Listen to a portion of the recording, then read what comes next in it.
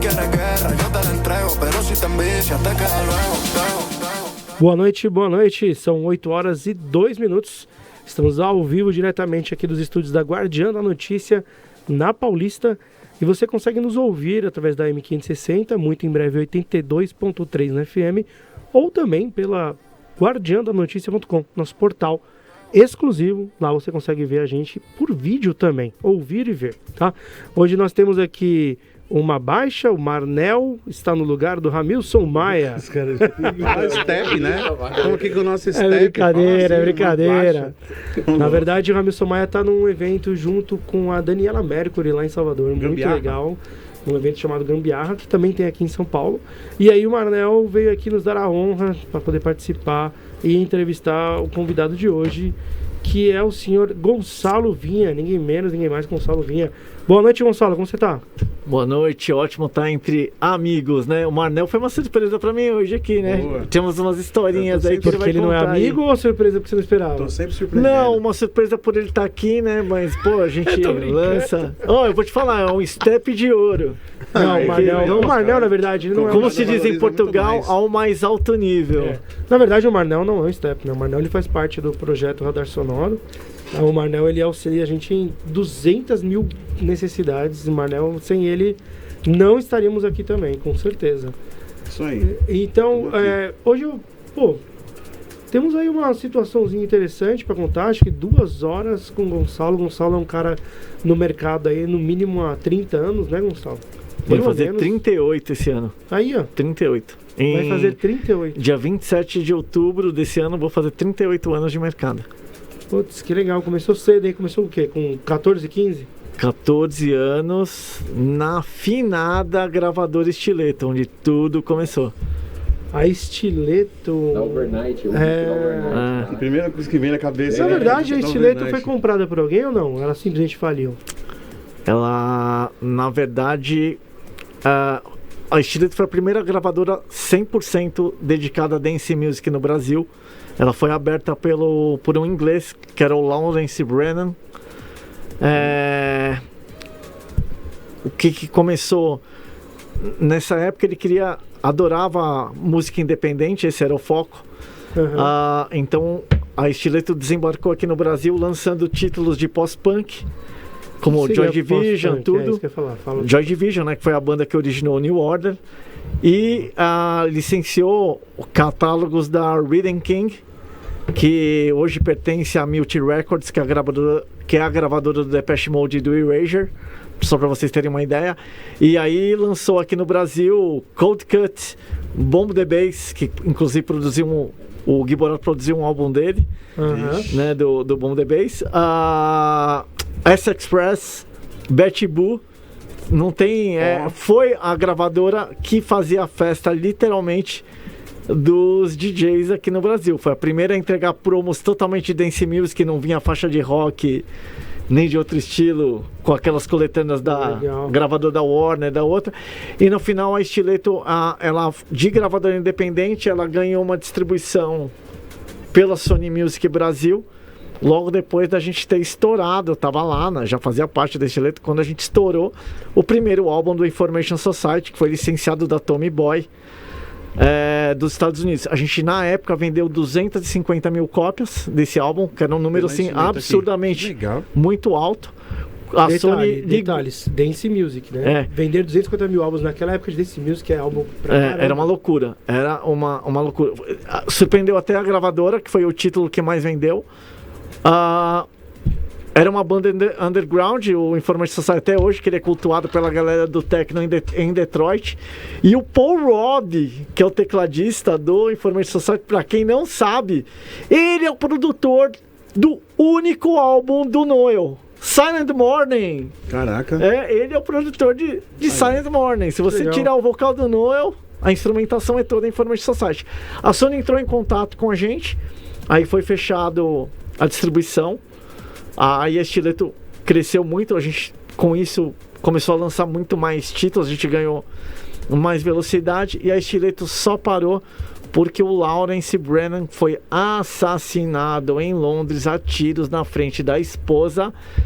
E eu acho que eu tô falando isso aqui pela primeira vez aqui num veículo de mídia aberto aqui do detalhes. Brasil. Reza a lenda de que foi o pessoal da Tommy Boy que encomendou a morte do Lawrence por conta de não pagamento de royalties, incluindo o Information Society, o De La Soul, que tinha estourado na época, o Digital Underground também era um outro grupo de hip hop, né? Então reza a lenda que o pessoal da Tommy Boy, que é aquela galera ali da meio Bronx ali, os caras são meio ali. Caramba, será, E eles mano? resolvem aquela coisa como mataram o Tupac, né? Nessa cena e tal. Então, tipo, é uma situação que foi pouco falada. Isso foi até falado dentro dos corredores da Sony. Eu tô trazendo pra vocês A Sony não vai ao processar vivo, a gente, né? não, né? Não, acho que não. Isso aí. A Steeler também lançou um negócio muito legal que foi hit de pista. From 2 for 2 com o Red Hunter, Welcome to Paradise. Lançamos o disco da Overnight Remix, que foi assim, um disco que muito DJ tem, que muito. Muito. Foi- Você é louco, se eu depois- soubesse eu tinha trago. Né? Eu tenho 6 volumes. Os 6 que saíram. Olha isso. E a Stiletto, ela inspirou a abertura de outras gravadoras, como a própria Fields do Iraí Campos e posteriormente a Paradox, que chegou assim, digamos assim, que foi uma Stiletto vitaminada com alta anfetamina, ou seja, muita grana ali, né? E aí dominou muito o mercado, né? Muito, né? Assim, até a entrada da Building, ficou brigando ali com a Building. Os DJs conhecem muito bem essa acho que era época, bem né? antes da Building, né? Foi bem antes, ali nos anos 90, de 92, eu conheci Paradox em 92, 93, por aí. A Building veio depois, eu acho. Um pouco depois também já veio com... Eu sabia que ia ser aula, viu? Aula não, eu sabia que ia ser ouvir muita história aqui, eu vim mais pra te Não, ouvir. com certeza. do O que Gonçalo, ele é perguntar. Ele é Que se conhece muita, do underground muita informação. total. O que, assim, a gente acabou entrando na Stiletto aí, legal, tal, só pra galera entender que muita gente nova ouve programa, assiste programa, vê no Spotify, em todas as mídias que a gente tá. Pra quem não sabe, promo é como se fosse hoje um CDzinho que as gravadoras enviavam pras rádios para poder tocar a música que ia ser lançada, até antes do lançamento, né? Hoje não tem, eu não vejo mais isso. Existe isso nas rádios hoje? Recebe tudo digital, né? Hoje é tudo MP3, Tudo né, cara? MP3, tudo Wave, na verdade. Modo Né? dizer MP3. Cara, eu entregava, além dos promos que a gente cortava aqui no Brasil, eu recebia muito matriz, né? O dubplate, eu recebia... Tipo, eu tenho na minha coleção dubplates do From 2 for 2 que nem foram comercializados. Chegavam até em cassetes, o cara produziu lá, mixou e vinha. A 9FM, que foi a primeira rádio dos DJs aqui de São Paulo, a programação dos caras era 70%, arrisco dizer 70% da Stiletto, e vou te falar, Ricardo Guedes, o Vadão, essa galera que fazia Nova FM, que fazia uma 9FM, estavam lá toda semana. Os DJs normais, grande massa, a gente recebia entre quintas e sextas. O Vadão, o Ricardo Guedes, eu recebia as terças-feiras para dar esses promos para eles. Né? Tinha disco, sacolinha aí, ó. tinha disco que vinha dentro de umas caixas de metal e eu entregava ele sem nada. Às vezes eu tinha de comprar um plástico na 24 de maio, 7 de abril, para dar o plástico para eles não riscarem o disco enquanto eles estavam levando para as casas noturnas, Cara, né? Que loucura. Olha que interessante, a gente sempre traz aqui uma galera das antigas, né? Mas a gente sempre traz artista. DJ, artista. Acho que o Gonçalo é o primeiro do backstage, assim, do back office da música. Isso é muito importante pra galera dar entendimento de como chega para as pessoas, como que é o trabalho interno, como que funciona uma gravadora, uma editora, um selo. Às vezes a galera acha que é só subir a música ali e tá tudo certo, mas não, existe um trabalho por trás. Espero que hoje a gente consiga aí discriminar esse trabalho bem legal. Acho que dá pra gente falar bastante coisa. E aí você tava na Stiletto em 90?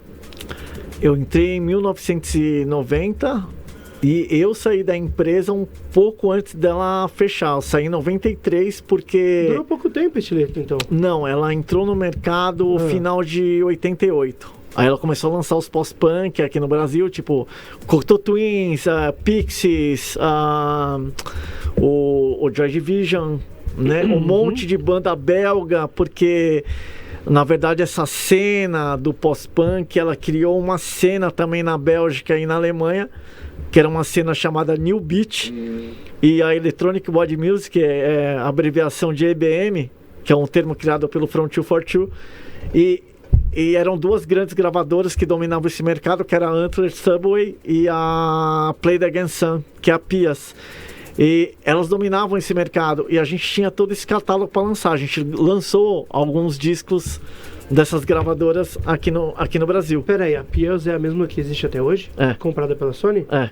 Foi comprada pela Universal Music. Universal? É. Desculpa. A Pias era uma gravadora, virou uma grande distribuidora. Hoje a Pias é a maior distribuidora de música independente do mundo. Em 2018, a Universal comprou 41% dela. No final em outubro do ano passado, teve a compra 100% da operação. Hoje, então, existe... eu vou te falar, a gente compra coisas com nomes diferentes, com gravadoras diferentes, mas hoje as grandes corporações dominam, né? Então, por exemplo, a própria Universal, ela é dona da Play It Again, dominando o mercado de música independente global. E aí você tem... ela é dona da Interscope, da Capitol Records. Só para eu falar assim, vamos falar tipo em termos de dance music, tá? Hoje a Universal é dona do Anima, que é um dos grandes produtos de música eletrônica, do Swedish House Mafia, do Solomon, do Paul Van Dyke. Eu vi semana passada, tipo, o Gold, que é um artista de drum and bass, tá entrando pra dentro da Universal. Dentro da Play the Game, todo o catálogo da 4AD, ou seja, você tá falando aí de uns 40% do mercado de post-punk, tudo que existiu antes do New Order. Caramba. É dona da Universal. A Universal, ela é conhecida no mundo inteiro. Ela é a maior gravadora do mundo em termos de catálogo, porque ela sempre foi investindo em agregar catálogo. Ela sempre comprou catálogo. Foi investindo no monopólio. Catálogo dos outros, né? Então, a Interscope é a que lançou Easy Rollers. Easy Rollers lançou Lady Gaga, Gwen Stefani. A Interscope é fodida, né, cara? O Bruno Martini, daqui do Brasil, tá dentro da Interscope. Ainda é aquele Jimmy Iovine? Também. Ainda? Sim. Vixe. A Interscope é gigante, cara. A Interscope é gigante. E você trabalhou na Universal também, né, Gonçalo? Aliás, acho que você trabalhou em todas as majors, né? Eu comecei na Estileto. Depois eu fui trabalhar para uma outra gravadora independente que eu comprei, que na verdade foi a primeira gravadora totalmente dedicada à música eletrônica brasileira. Comecei trabalhando nela, que é aquele do Chá de Esquece. Depois eu comprei ela faltando 3 semanas pro meu aniversário, em novembro. Eu comprei dos donos, que me tiraram da Estileto para trabalhar com eles. Caramba, mano. Né? E depois eu fui pra Sony, Polygram, EMI, Warner. Dentro da Universal, eu não trabalhei como funcionário, mas a gente tem os selos dentro da DJ Sound, dentro da Universal. Tá havendo uma divisão hoje que eu tenho metade de um catálogo que eu criei dentro da Universal, dentro da Virgin. Há um outro catálogo, alguns artistas avançaram para dentro da Interscope, que é um prêmio que eles receberam pelo trabalho que eles desenvolveram dentro, e eu montei um lab dentro da OneRPM, mas deixando bem claro, na OneRPM, quando a gente fala de OneRPM, que é uma distribuidora de música, eu quero deixar uma coisa bem clara. Quando você entra como artista subindo sua música lá, é uma condição. Quando você assina um selo, tem uma outra entrega por parte da OneRPM. Sim. Então eu não estou como artista, nem meus artistas estão dentro da OneRPM como artistas. Eles estão dentro de um pacote de um selo, né? Legal. E deixa eu só entender uma coisa. Então você saiu da Estileto lá, aí você abriu esse selo de música eletrônica. Então, na década de 90, você já estava lançando música eletrônica no Brasil. Tava. Como que foi isso aí? Conta pra gente como foi. Eu acho que... Mano, tinha quase pouquíssimos selos de música eletrônica nessa época no Brasil. Não tinha nenhum. A gente foi o primeiro. O querido Charles Esquez é um nome francês. Era CDC, né? Pros íntimos. E ele quer dizer o grito do gato em francês, né? E o grito do gato, na verdade, tem a ver com o defeito do cromossomo 9 do corpo humano, que é o responsável pela fala do ser humano. Quem tem a síndrome de Cri-du-Chat, que é uma doença muito rara, a pessoa não consegue falar e o som que ela emite é parecido com um chiado de gato, com um miado de gato. Então a gente quis dar esse nome estranho, que foi um amigo nosso que era sócio da gravadora, um dos fundadores, porque ele amava biologia, ele achou um nome estranho, assim, pra colocar no selo. E a gente, na verdade, em 91, a gente lançou a primeira coletânea em vinil de música eletrônica com artistas 100% brasileiros, não tinha estrangeiro. A gente pegou artistas do final dos anos 70 e dos anos 80. Tem o Lupe B, que depois flertou até com drum and bass. Verdade. Ali era um deles. E depois, isso foi em 1990, essa coletânea. Só em vinil. Você lembra quem eram os artistas dessa coletânea? Símbolo Command 45. O Command 45 é um projeto do Mark Healey, que era do Tecnoar, que era uma banda eletrônica lançada pelo Stiletto. Era um side project dele. Hoje o Mark Healey é representante do Brasil na ONU, trabalha na ONU aí há 30 anos, um artista de música eletrônica trabalhando na ONU em situações de geopolítica internacional. Quando dá um conflito, é ele que se manifesta em nome do governo brasileiro, antes até de um chanceler ou de um ministro aqui ir lá na ONU. Então é ele que faz todo o trâmite. E depois, em 91, nós lançamos o Símbolo, que é uma one man band, é um artista só, que foi o primeiro CD de um artista de música eletrônica brasileiro, né? E esse CD nós exportamos e licenciamos para o exterior. Cara, eu tô te falando que eu tinha 18 anos, eu já estava fazendo licenciamento de disco, de produto, para Holanda, para Bélgica, para Alemanha. Chegamos a fazer uma turnê internacional com o Símbolo, também aqui no Chile. Símbolo, só pra galera entender, é um artista, né? Um artista brasileiro. Um artista brasileiro que comprou os equipamentos, uma Roland TB303, um Roland Alpha Juno e uma TR-909 no extinto jornal Primeira Mão, que era onde a gente comprava os equipamentos na época. E curiosamente, esse álbum em CD do Símbolo, esse foi o segundo álbum. Foi o terceiro. Mostra aí na câmera aí. A gente tá no Discogs e tem o site daquele do chadesques.com. Ixi, peraí, põe pra trás aí que não vai focar. Que é o Símbolo, tá um pouco desfocado. Quem não tiver no site, entra no site, sai da do chadesques.com. Mostra nessa, Marnel. E vai. Curiosamente, esse disco do Símbolo, o Dudu Marotti, nessa mesma época, tinha acabado de finalizar o álbum do Que Fim Levou Robin, do Mauro Borges. Né? E por uma questão de 15 dias antes, eu não sei te precisar exatamente se foram 15 ou 10 dias antes, nós lançamos o álbum do Símbolo no mercado e o Que Fim Levou Robin veio na sequência, 10 a 15 dias depois. Consequentemente, lançamos a primeira gravadora 100% nacional de música eletrônica e lançamos o primeiro CD de música eletrônica, de um artista de música eletrônica brasileiro. Então a gente tem esse feito, tá registrado inclusive em livros e tal, né? Então, assim, somos realmente pioneiros nisso. Não tenho como tirar isso da gente. E quem produziu esses discos com a gente foi o Apollo 9, que é um produtor musical aqui em São Paulo, que o estúdio era a cozinha da casa dele, né? Não tinha nem reverb, não tinha nenhum hack de reverb, que era muito caro na época. O reverb era a gente gravando o artista, o vocal dentro do banheiro, dentro do chuveiro, para dar aquele reverb, né? E o Apollo, isso a gente tá falando de 88, 89, e o Apollo pegou todo o nosso material em CD, fita cassete, a própria coletânea em vinil, a Minimal Synthetics, que é a primeira coletânea de música eletrônica. Quando a MTV chegou aqui em 91, o Apollo pegou todo esse produto debaixo do braço e falou pra MTV, deixa eu fazer aquelas vinhetas meio esquisitas, porque olha o que eu já fiz aqui. Tudo que ele usou, o catálogo daquele do chá que ele gravou pra gente na casa dele, como portfólio dele, pra ele trabalhar na MTV, fazendo a trilha sonora da MTV. Caramba, que legal. E em 97, Ele e o Dudu Marotti era 50% Dudu, 50% Apollo, que desenhavam, que faziam todas as trilhas sonoras de publicidade do Brasil. De um lado, Dudu Marotti fazendo Guaraná Antártica, o Apollo fazendo Coca-Cola.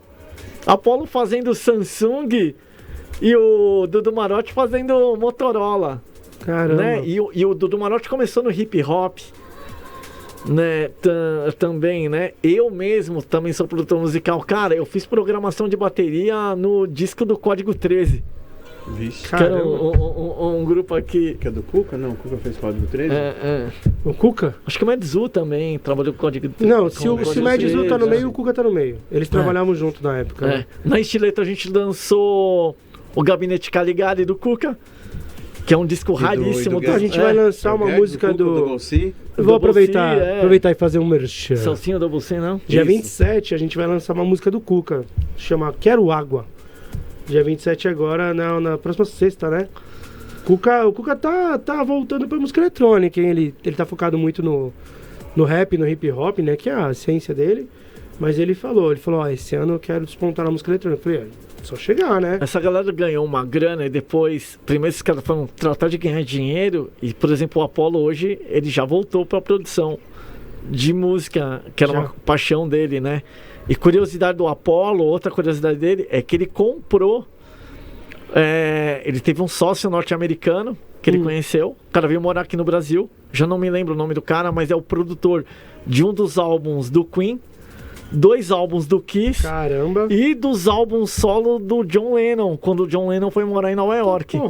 Esses equipamentos foram trazidos por esse cara dos Estados Unidos. Esses equipamentos que gravaram a voz, os instrumentos do Kiss, do John Lennon, vieram parar, estão aqui no Brasil. Depois da morte do cara, o Apollo comprou da esposa do cara esses equipamentos. Os equipamentos estão aqui em São Paulo. O cara tem um reverb que passou a voz do John Lennon. Tem os microfones onde os caras do Kiss e do John Lennon gravaram ali. Cara, é emocionante você ver uma história da... Fora a mesa, uma SSL que também veio toda, que é aquela mesa que você compra canal por canal, né? Ela é totalmente Maia tá aqui acompanhando, né? Hein?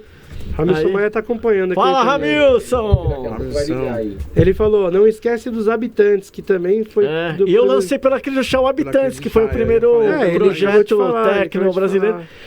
E o Habitantes foi o único artista da Cris do Chá, a gente lançou em CD, porque a gente ficou lançando em CD, que a gente cortou um 12 polegadas para distribuir pros DJs. E eu lembro que a gente cortou 100 12 polegadas só para dar pros DJs. É outro artigo raríssimo. O Mal Mal tem esse disco na mão. Que legal. Até alguns poucos DJs têm esse disco. Já tem uma pergunta aqui, cara. 95, o Gospel SP perguntou se tinha drum and bass nessas gravadoras antigas. Cara, o drum and bass, pra ser drum and bass, ele começou um tempo depois, né? Nessa época era ainda o jungle, o hardcore, né? O drum and bass começou até lançou, né? Tem o primeiro álbum do Cold Cut, que era meio colagens, tinha aquela batida breakbeat, não dá nem pra falar que aquilo era um drum and bass. O drum and bass, na verdade, é uma música que surgiu ali do meio nos anos 90, pro meio dos anos, se consolidou ali no meio 97, dos anos 90, 97, 98. Veio depois o Gospel SP. Que veio depois do hardcore, do Jungle, né? Do Jungle. Foi uma evolução. E gozado, né? Voltamos a falar de um estilo do hardcore. O hardcore, ele nasceu na Alemanha, na Bélgica e na Holanda. A Inglaterra não começou a consumir esse tipo de música.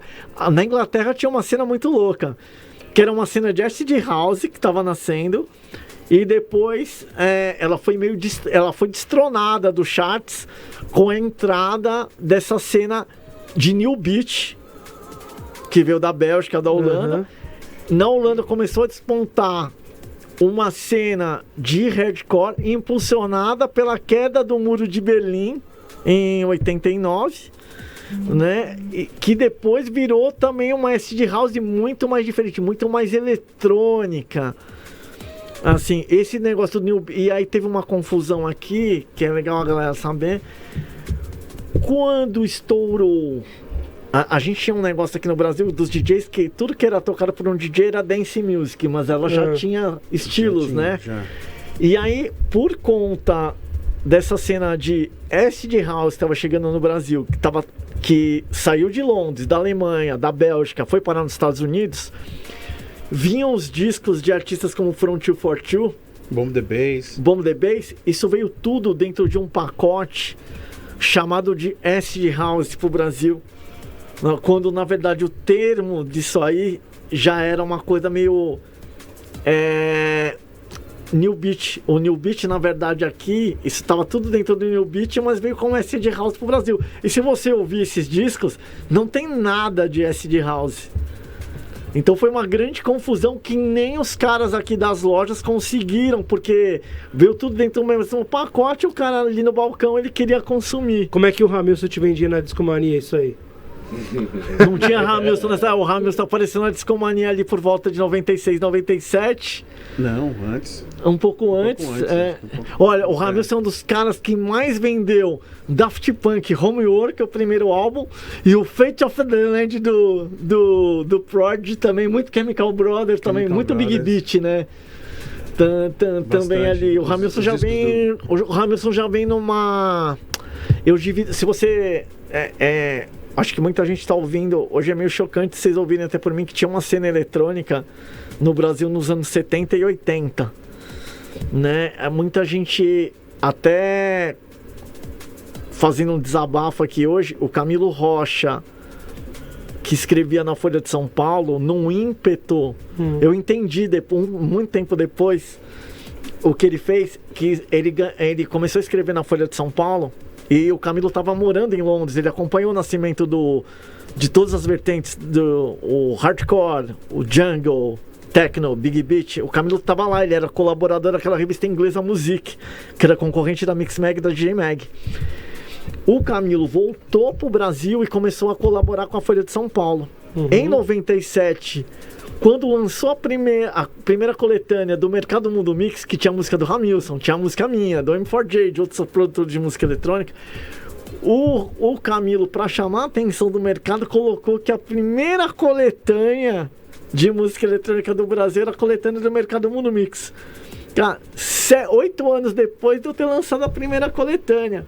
Aquilo, num primeiro momento, eu achei que foi uma facada nas costas, porque a gente era muito amigo e ele sabia dessa cena. Sim. Mas ele não gostava, tanto é que ele escreveu na Bia, nunca gostei dessa coisa do acid, dessas coisas que vieram da Alemanha, da Bélgica, o negócio dele foi muito longe. E aí eu fiquei assim meio doído com aquilo, e aí depois estouraram as raves, eu fui tocar nas raves, mas aquilo ali ficou um momento. Depois, cara, aí você vai amadurecendo, eu entendi qual que foi a intenção do Camilo, foi chamar a atenção para esse movimento em São Paulo, mas ao mesmo tempo ele espalhou uma desinformação, né? Todo mundo achou, porque ele colocou ali num grande jornal. Você tem noção do impacto disso na época sem rede social? Sim. Ele colocou, ele apagou todo um trabalho que teve lá atrás, né? Sim, e começou de 97 para frente, quer dizer, já tinha loja de disco. Já tinha Final Solution, onde a galera comprava os discos, já tinha várias lojas, já tinha vendido um monte de coisa, já tinha lançado o Puppet Jam do Technotronic, que é New Beat, no alto, né? Que era New Beat. A Eurodance nessa época tava no alto, já fazia um tempo já. Então eu não entendi aquilo e eu nunca tive essa conversa com ele, assim, sabe? Pô, por que você fez aquilo? Debate. Eu nunca tive essa conversa, mas depois... Camilo Rocha, você está convocado para vir aqui no Radar para responder essa pergunta. Era uma coisa até pra gente falar, cara, por que aconteceu o que? Mas depois eu acho que a intenção foi para chamar a atenção para uma cena, para a cena das redes, para a cena de música eletrônica. E eu não... E ele me incluiu nessa cena, eu sou grato dele, porque eu trabalhei nessa cena, sou um dos pioneiros das raves, como artista e tal. Você chegou a trabalhar com o Dimitri, do Megavonts? Sim, poucas Megavonts aconteceram sem um live PA meu. O que é um live PA? É um show de música eletrônica ao vivo. Eu fazia tipo um hard trance. Igual o que faz hoje o... Esqueci o nome dele, droga. Ai meu Deus, me perdoe, cara. O Mano da... Mano da... Que eu chamei pra palestrar uma vez lá numa escola. O Nuta faz um live PA. Você fazia o que o Nuta faz Sim, hoje. Ele chegou até a tocar a gente como convidado na edição de 2002 do Skull Beats, quando a gente abriu o show do Groove Armada. Você tá brincando que você abriu o show do Groove Armada. Groove Armada. E o Groove Armada... Agora, antes, com o seu qual o projeto que você abriu o show do Groove Armada? Com o Nude. O Nude. Boa. Eu tenho, modéstia à parte, falando dos pioneiros, aqui no Brasil eu tive 2 projetos pioneiros em 2 segmentos diferentes. O Nude, primeiro projeto de live PA, um show de música eletrônica ao vivo de trance, muito bem sucedido. Não tem projeto de música eletrônica de live que tocou mais vezes que o Nude. A gente somou 1.200 apresentações em 10 anos. Mas Brasil ou nível internacional? No Brasil e também no exterior. A gente tocou na Love Parade de Berlim. Inclusive tem uma música nossa no CD da Love Parade de Berlim. Foi o primeiro artista brasileiro a tocar na Love Parade de Berlim. E nós também, eu tenho o Oil Filter, que era um projeto de techno. O Nude foi o primeiro CD, o primeiro artista a ter um álbum de trance lançado no mercado. O Oil Filter, que era o meu projeto de techno que eu já tinha antes do Nude, foi o primeiro artista de techno a lançar um CD, até pela gravadora URBR do Michel Palazzo, que foi o primeiro disco que esgotou em CD. O Manel também lançou lá uma coletânea. Sim. E o Nude a gente lançou os 2 primeiros álbuns pelo Corcioli. E depois ia sair um terceiro álbum que eu assinei com a Matraca, que era no selo do Miranda, dentro da trama. Que o Miranda, que tá no céu, me pagou o disco e não lançou, morreu na gaveta dele. Mas você não pode reaver isso aí? Eu tenho peguei.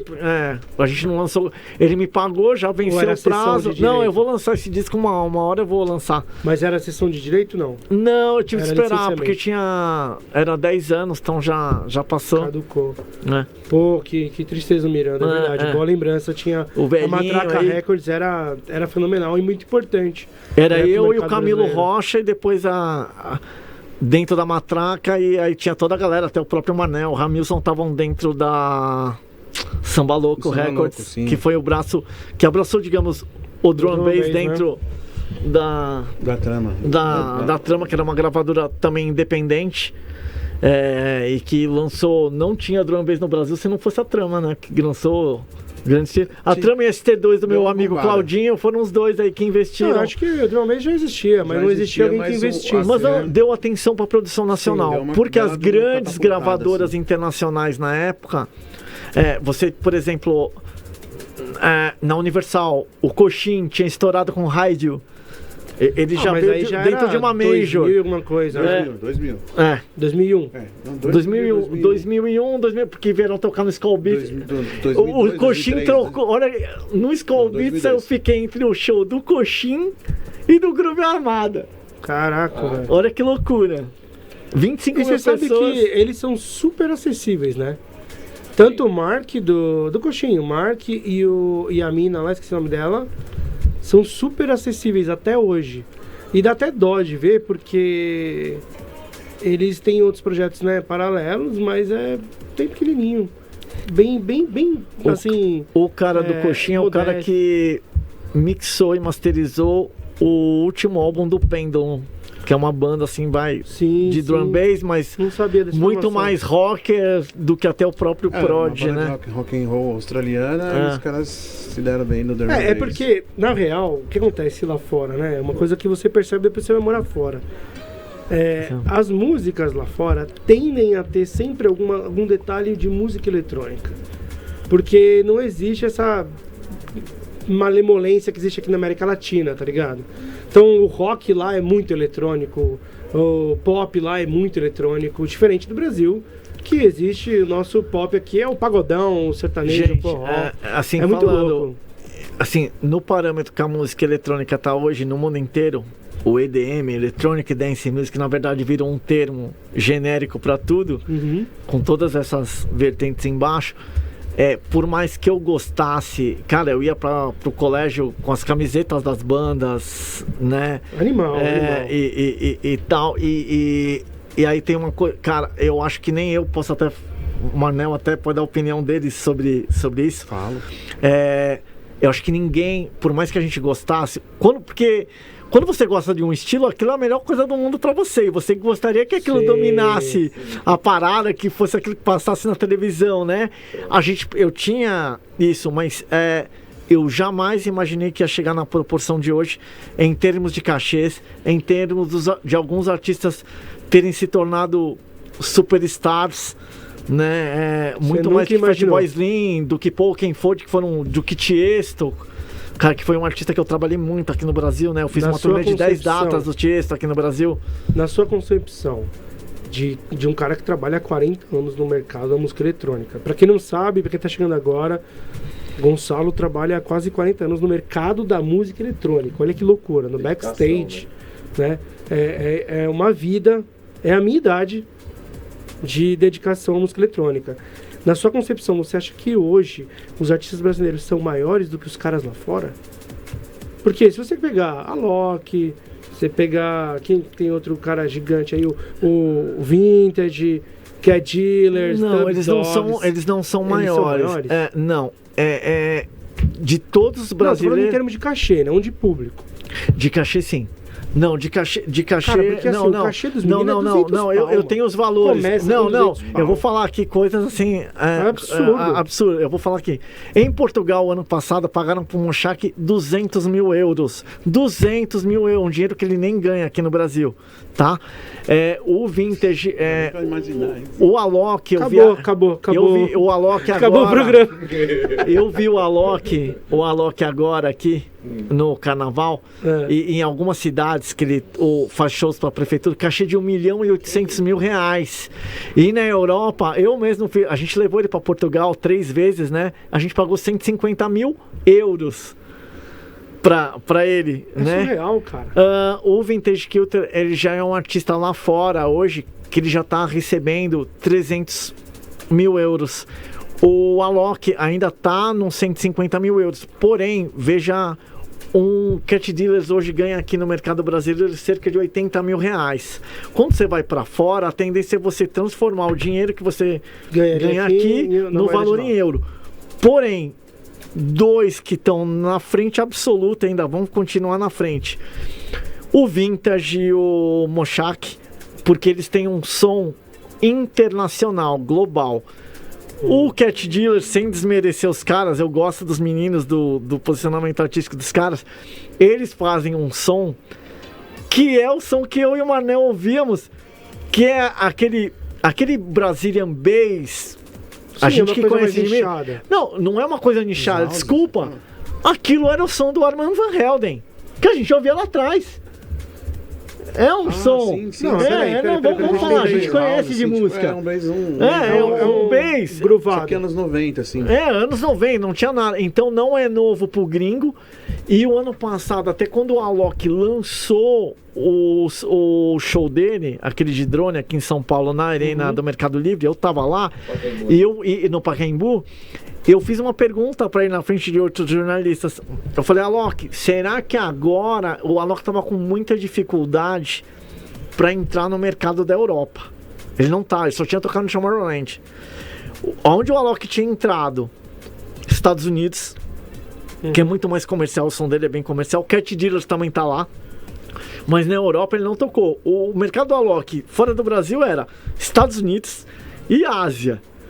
Quando ele lançou aquele show e depois ele lançou aquele outro projeto dele, que é voltando às origens dele, que é tocando uns sons mais eletrônicos, não tão pop. Sim, mais underground. Mais underground, digamos assim, falando. Aí eu fiz a pergunta pra ele. Isso é uma estratégia para você entrar no mercado da Europa? Ele falou, good question, muito boa pergunta.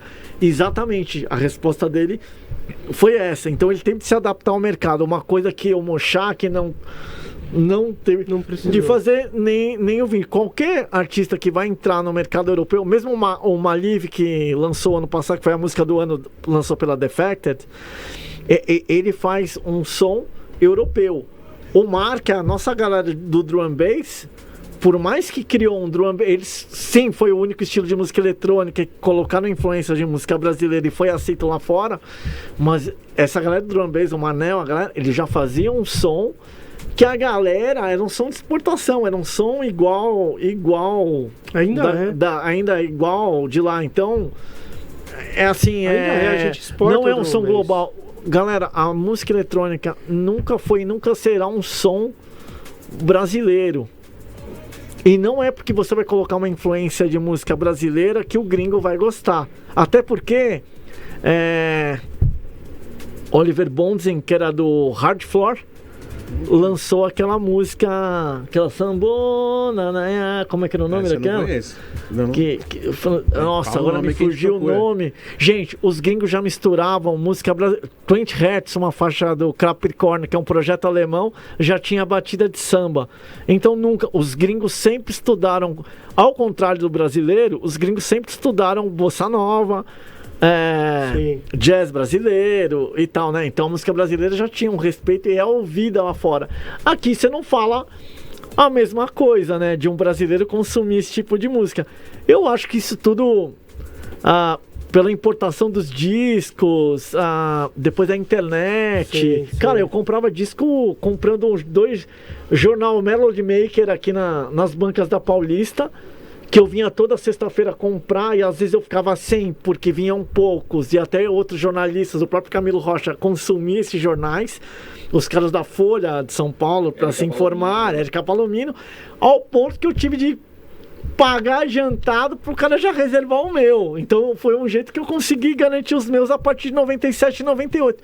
Porque de 94 a 96 eu tinha de fazer um corre, ou era na banca da Paulista e não tinha de pegar o trólebus para descer lá na Augusta, para chegar nas bancas da 24 de maio, e às vezes eu me deparar lá. Aí eu fechei um esqueminha aqui com um cara aqui na frente da banca do Conjunto Nacional, onde a rádio aqui, hoje onde a gente está, é do lado. Falei, cara, eu vou te pagar, eu quero esses títulos, eu vou já te deixar a grana de todos. E era uma loucura, né? Porque tinha a variação do câmbio da Libra, cada mês você pagava um preço, era uma loucura. Cara, loucura. Vamos dar um salve pra galera aqui do chat. Quem tiver aí no chat, manda um coraçãozinho aí, um joinha. Tá aqui a Aninha, Diana Rivera, Rafael Tomagini, Sabrina e Ayam Lau, Marta Inlau. Tá. Marta Vinha, tem o Gospel que mandou uma pergunta, o Dionim, José Noberto, tem a galera aqui da Liquid Flow, Ramilson Maia, o Mordechai. Também tá aqui o Will Go DJ, até o Mui Louco tá aqui, o Mui Louco, querido amigo Mui Louco, um grande abraço pra todo mundo. Manda um oizinho pra galera aí.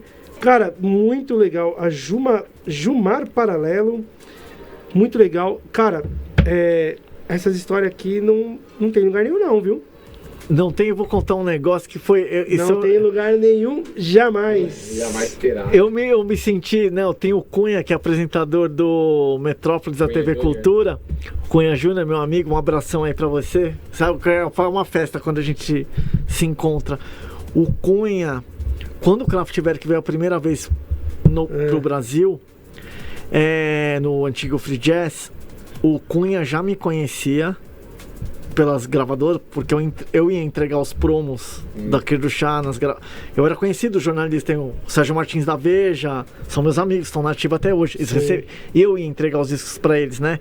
E o Cunha, depois, eu não lembro agora se a entrevista que ele fez comigo, eu acho que foi depois do show do Kraftwerk, que ele fez um flash ali ao vivo. E aí eu falei um negócio no ar, mas foi assim, não foi nada planejado, foi espontâneo. Ele falou, o que é o show do Kraftwerk pra você, que é um cara da música eletrônica? Aí eu virei pra ele todo esfuziante ali, abri até os braços. É a vingança dos nerds! Né? Porque a galera o Dudu, né? Eu fiz uma matéria, eu coloquei o Dudu Marotti na capa da Keyboard aqui do Brasil, que era a revista americana de música eletrônica, de sintetizadores. Lembro bem. E tipo, é gozado, né? Eu não jogava bola, eu não sei jogar futebol até hoje. A gente percebe, né, Gonça? Pelo andar de garrincha, a gente percebe. Por quê? Porque eu tinha um amigo meu que morava numa casa do lado do prédio, que o pai dele trabalhava nos Estados Unidos, ficava indo e voltando, ele trouxe um computador, um MSX na época. E ele trouxe vários joguinhos. E um dos joguinhos, na verdade, não era um joguinho, era um programa primitivo de fazer música, e meu amigo não gostava, era o Alan que morava. E aí eu ia na casa dele de vez em quando pra mexer nesse joguinho. Joguinho, né? E eu montava umas musiquinhas. Craftwork teu. Ali. Então eu não jogava bola. Meus irmãos todos sabem jogar bola, se ralavam todos. E eu não, nunca quebrei nada, nunca quebrei um braço. Eu sou um anormal, né? Por isso que eu falo, a gente era uns nerds nessa galera, né? E o Dudu Manoel também. Porque na época o Dudu também visionava criar dance music, hip hop, essas coisas, rap aqui no Brasil. E, cara, a vida dele era ficar na frente do computador, dos teclados ali, né?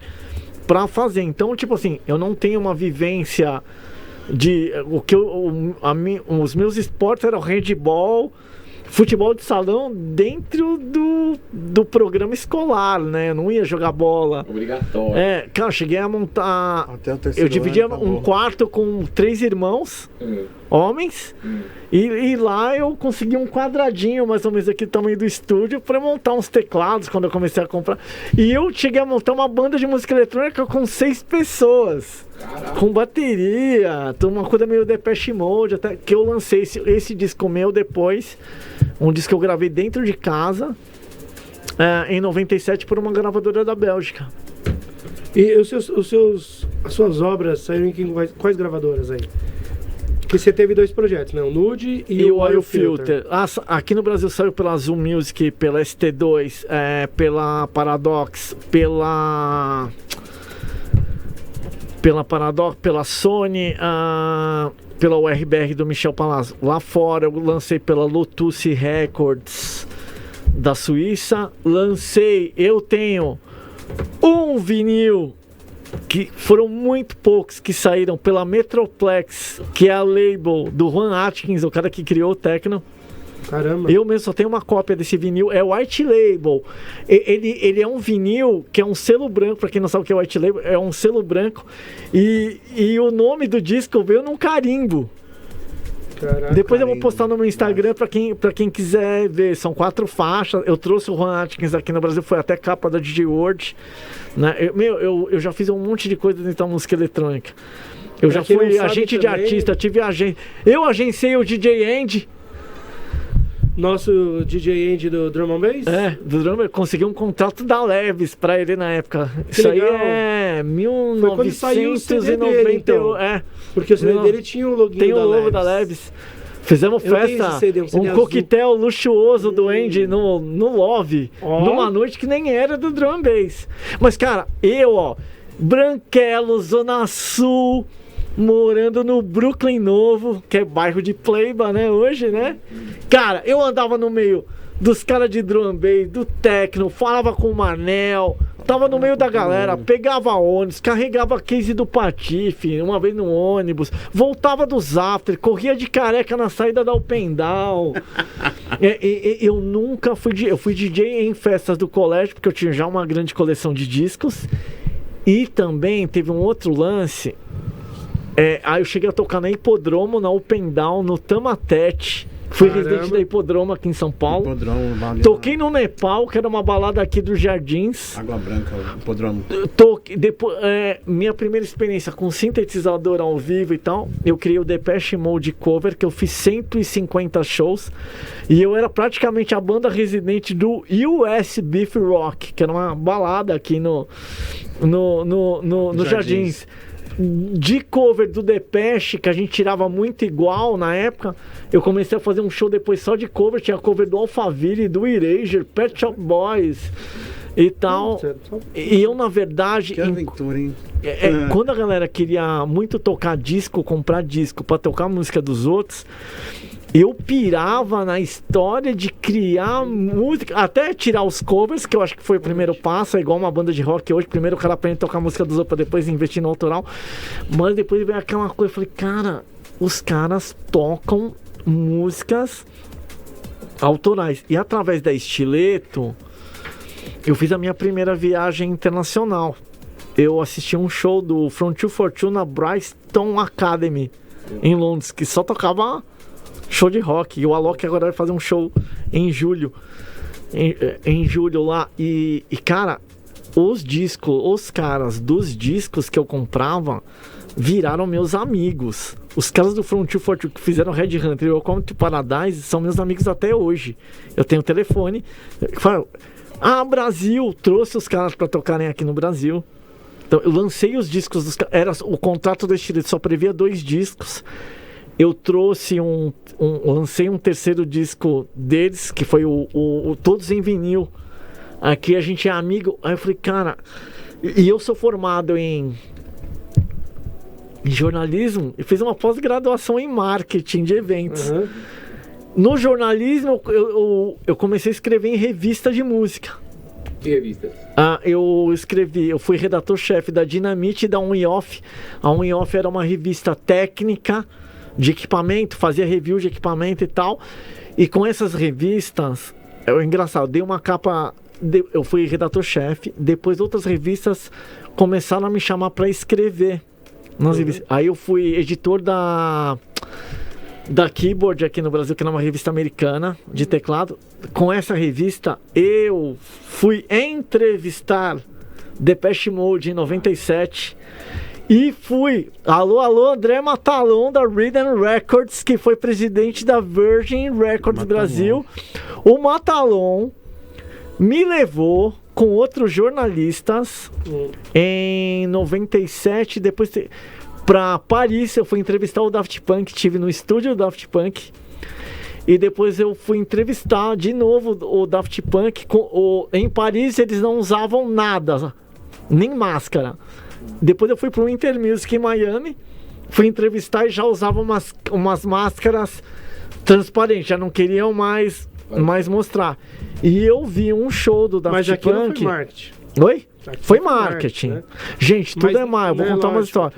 Um dos caras do Daft Punk, que é se eu não me engano, é o pai do Gui Manuel Delmencris, que é o Capacete Dourado. É o Manuel. O cara tem uma pizzaria e anda descalço em Trancoso. Aqui na Bahia.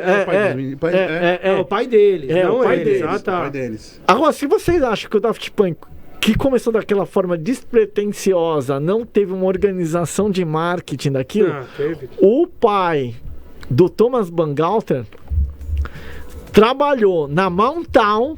Sim. Né? E tudo que eles aprenderam para chegar numa gravadora com Daft Punk foi o pai dele que contou. O pai dele falou: você vai chegar com um conceito, você vai chegar com uma arte de capa e você vai chegar com a música. Na hora de fechar o contrato, você não, por essa toda entrega que você tá levando para a gravadora, você não vai receber menos do que um artista que só tá levando a música dele, e às vezes só tinha uma música, a gravadora bancava tudo. O From 242 foi uma grande referência minha para os meus trabalhos, e até hoje, porque a partir do momento que eu conheci eles, a música deles me encantou, e eu fui entender que eles atrelaram um conceito de imagem, de marketing à música. Aquilo, eu apliquei tudo isso nos meus projetos, eu aplico até hoje. Esse foi o grande golpe de marketing que eu dei nos meus projetos, porque todas as gravadoras que eu cheguei, mesmo o Michel da URBR, Corcioli da Azul, eu chegava com o nome do álbum, como eu queria a arte do álbum, as fotos eu já fazia. Cara, eu fazia fotos que só grandes artistas faziam, né? E tudo isso chamava a atenção dos promotores. O próprio Edu Van Duyn, que fez o Skull Beat junto com o Luiz Eurico, falou: cara, vocês estão num nível muito gringo, né? Então, tipo, o festival estava chegando, eu queria lançar os discos de propósito perto do festival. Então tinha muita estratégia e não tinha ninguém do marketing. Isso eu aprendi dentro da Estileto, eu aprendi com os caras do front. Então eu levava eu tive os melhores contratos de artista de música eletrônica aqui do Brasil. Eu sabia negociar com os caras. Eu não chegava com um artista abrindo as pernas.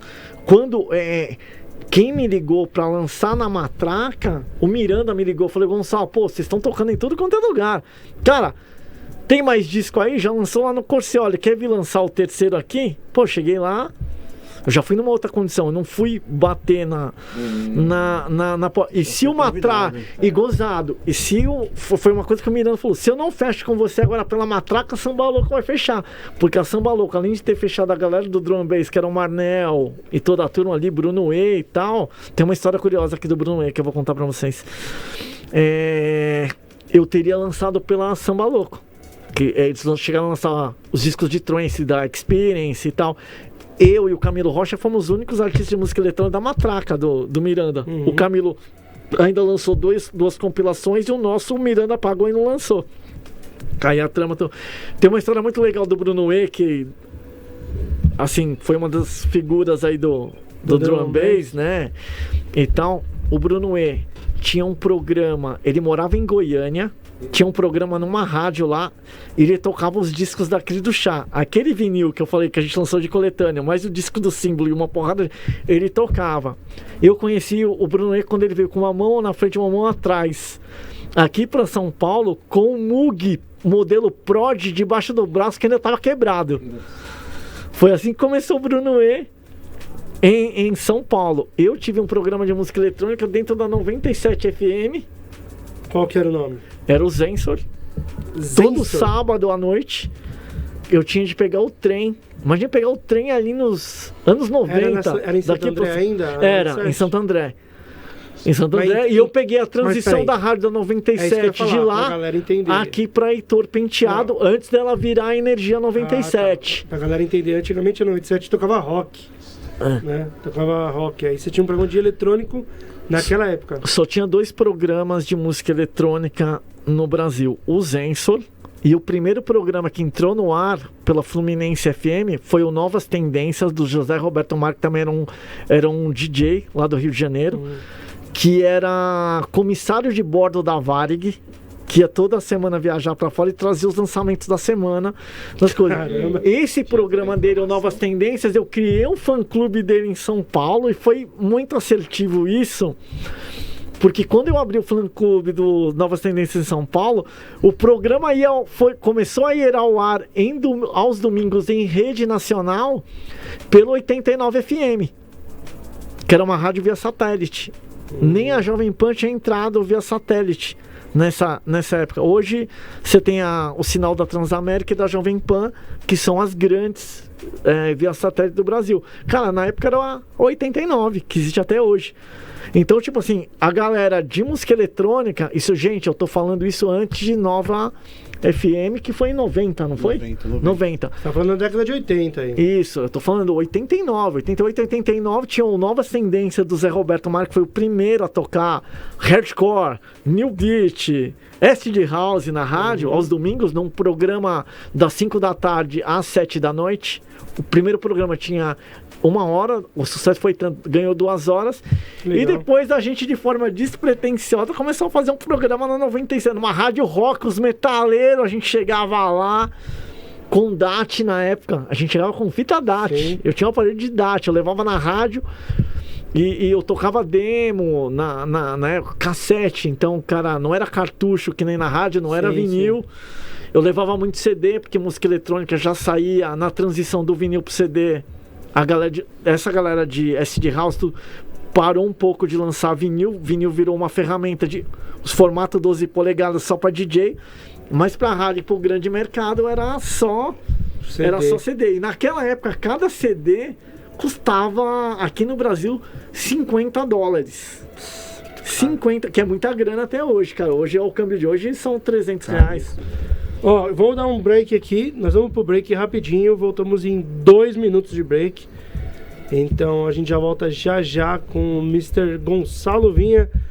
Vamos falar depois de algumas histórias aí mais atuais, ver o que você tá fazendo, né, de novo. O Gonçalo tem bastante história legal para falar agora dos 10 últimos anos e de agora em diante. E é isso, vamos pro break e a gente já volta já, galera. Radar Sonoro. All the hits, one station.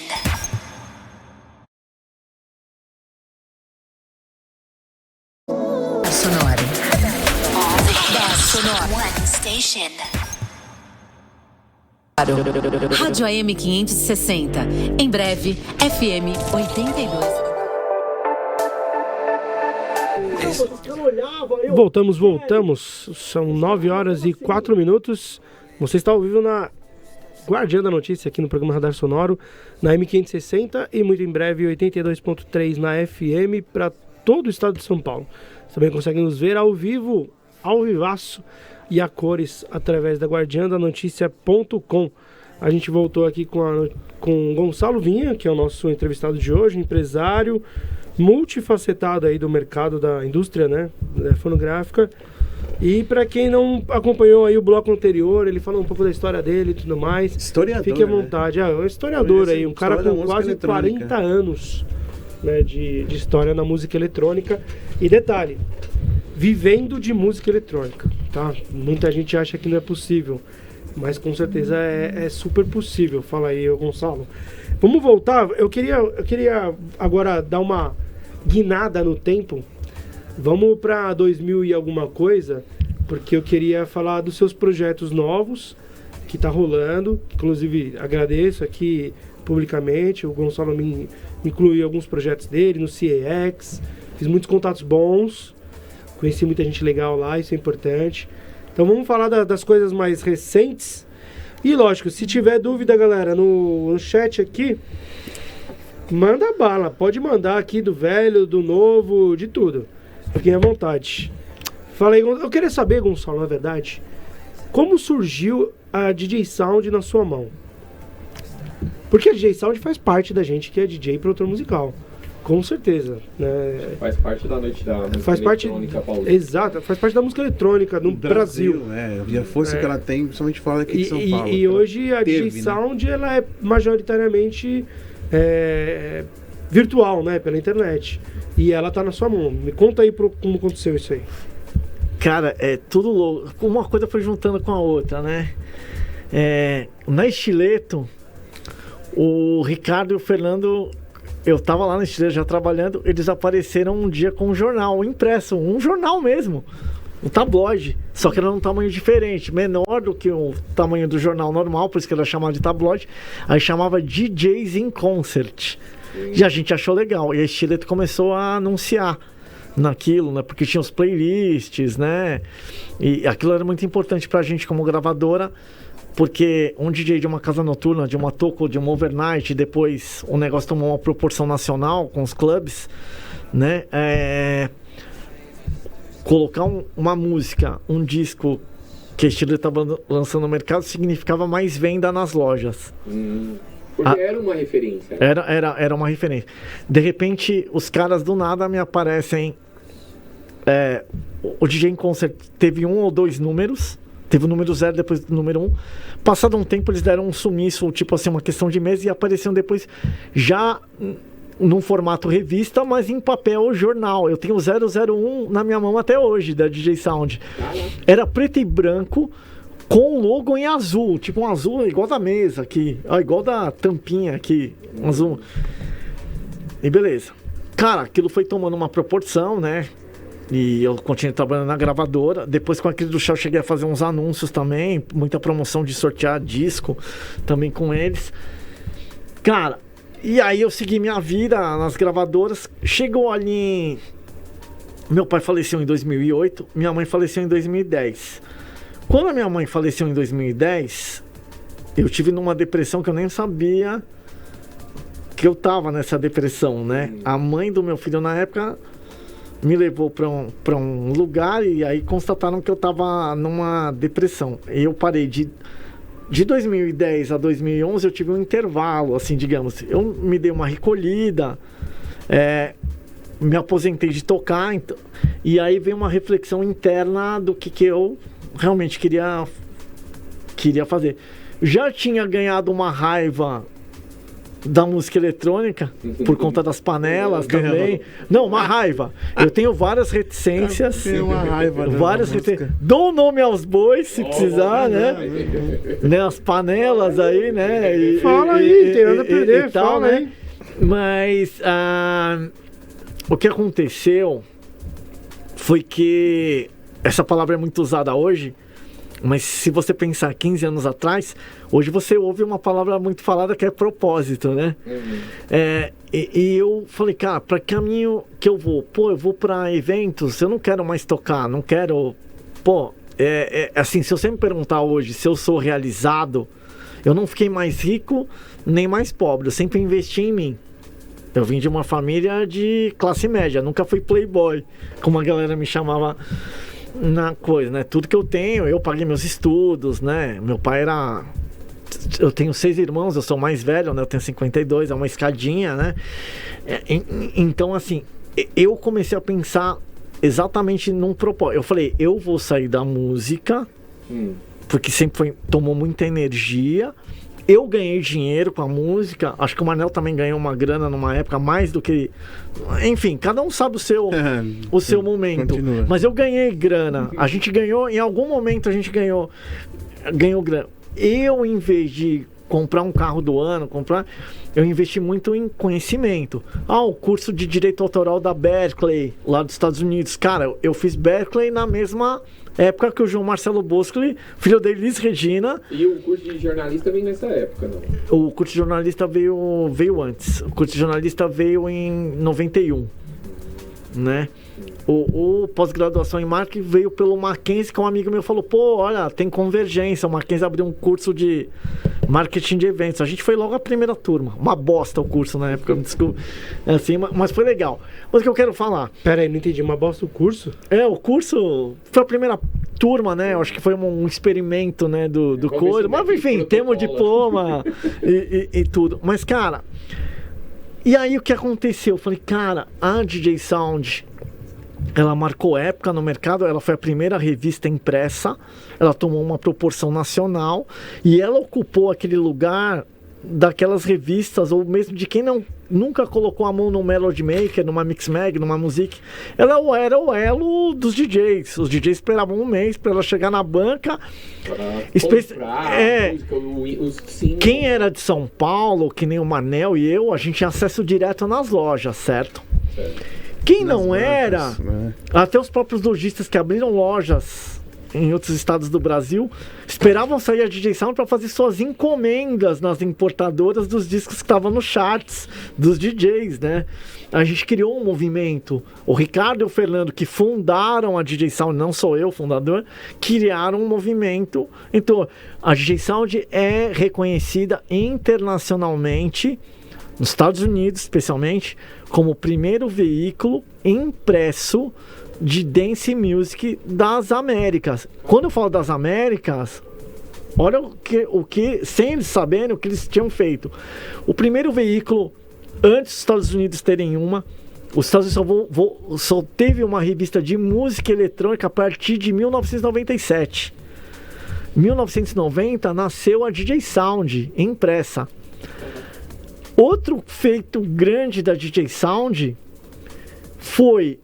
A internet entrou aqui no Brasil em 1994. Alô, a galera de TI, que sem dúvidas vai entender o que eu tô falando. A internet entrou com o nome de Mandic aqui no Brasil. Foi a primeira operadora de internet no Brasil, né? A DJ Sound, como revista, nasceu em 1990. O site da DJ Sound entrou no ar em 1994, o ano da entrada da internet no Brasil, sendo o primeiro veículo online de dance music das Américas e um dos primeiros do mundo. Sem pretensão nenhuma, o Ricardo e o Fernando estavam fazendo história.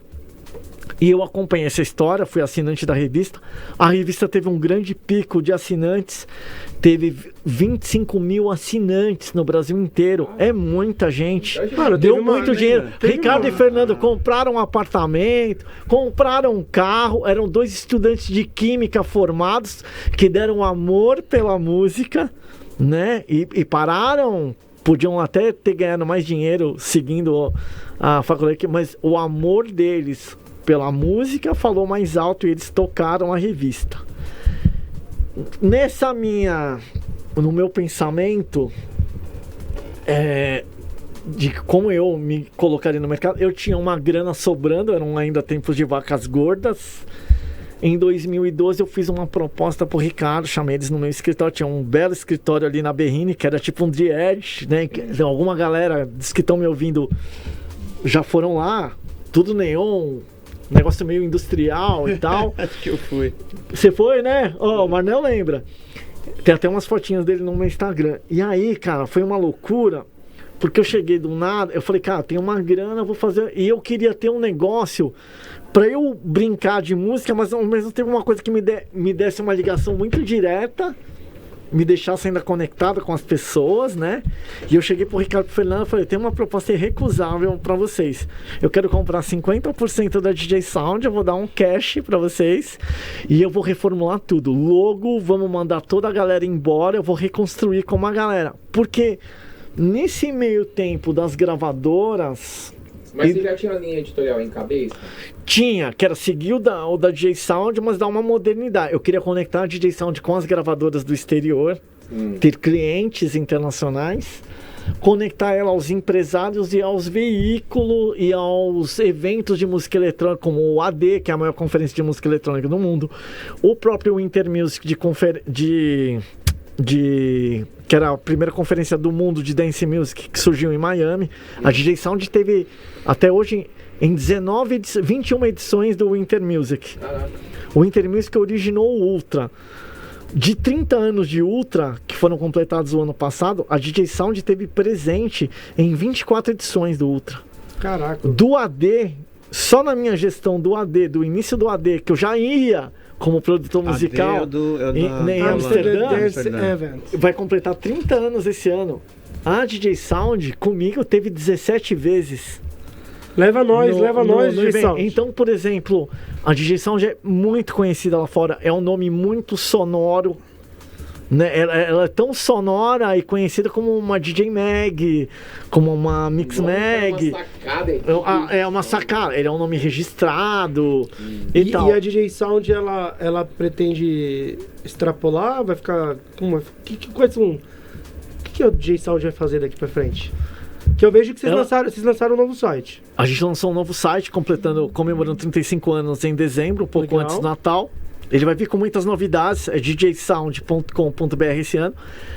E aí, durante a pandemia, é óbvio, eu sempre fui um cara que pensou pra frente. Como diz um amigo meu, que é o Phil, ele falou, Gonça, você sempre saca, tira uma carta da manga, você sempre chega com alguma novidade. Isso é um jeito de eu me manter no mercado, né? Nesse mercado, né, também, né? O cara não pode estagnar, senão ele sai fora. Foi o que aconteceu com muita gente quando do vinil foi pro CD, do CD pro MP3. Digo isso mesmo dentro dos DJs. Mesmo, tem uma galera que não os caras tocavam um vinil que não conseguiram ir pro digital, e aí ficou aquela picuinha do digital, velho, que eu acho que é uma coisa irreversível. E aí foi engraçado, do plano da direção, cara, com o maior orgulho, na pandemia eu pensei em criar filiais, franquias da DJ Sound, como a DJ Mag e a Mix Mag tem. No maior orgulho meu, de um amigo que eu conheci, um espanhol que eu conheci aqui em São Paulo, hoje você pode entrar, a gente lançou ali em dezembro a DJ Sound Mag na Espanha, tem um escritório em Madrid, franquia, é franquia, e a franquia foi criada pelo mesmo escritório, que é um escritório de mais de 30 anos de mercado de franquia, que cuida da marca da Chili Beans, que é o dono dessa empresa, é o Danilo Andreoli, que abriu, que era sócio proprietário dessa loja, a Final Solution, que fez história no mercado DJ em São Paulo. Era onde todos os DJs, Marquinhos MS, todos começaram a comprar. Camilo Rocha começou a comprar disco lá. O Danilo abriu a loja, depois que fechou a loja, abriu uma outra loja de disco, que foi meu vizinho aqui na Galeria 2001, aqui da Paulista, né? A minha primeira loja foi na Galeria Trianon, eu vim de lá.